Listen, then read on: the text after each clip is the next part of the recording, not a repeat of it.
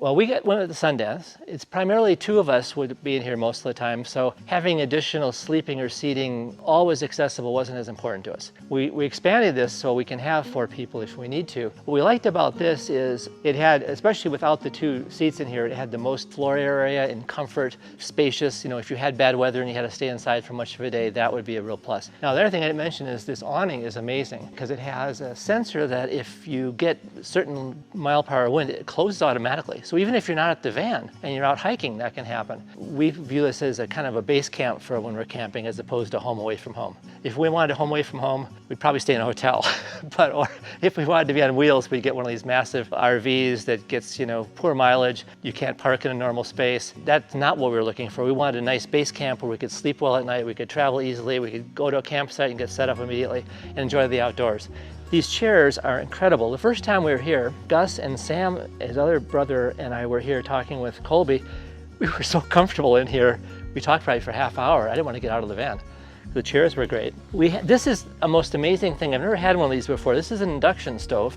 Electromagnetic waves of some kind come through here and heat water or whatever in a container very quickly. The surface doesn't get hot. And when you're done, you got a nice countertop. But there's also lots of storage, which is really nice. This chair we can remove relatively easily, put a bed here very simply. This is the main bed that folds down and is as comfortable as our bed at home. Off-highway vans have optimized the use of materials. The walls are thinner and maybe only an inch or 2 on each side, I think, but that made enough that you can sleep, I think they call it north-south from front to back. The other 2 vans we looked at, you're sleeping east to west, which sounds like minor, but it didn't seem right to be laying in there kind of crossways. This one is beautiful because we're sleeping in a natural longitudinal way. So that was huge.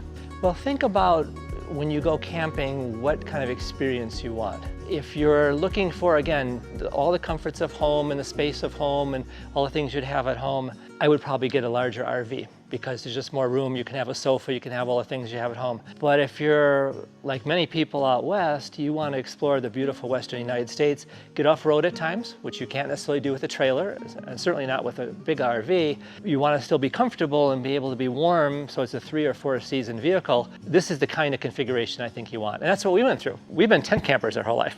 So this is our upgrade. It opens up a lot more areas for you to go, like where the weather might be more dodgy or unpredictable.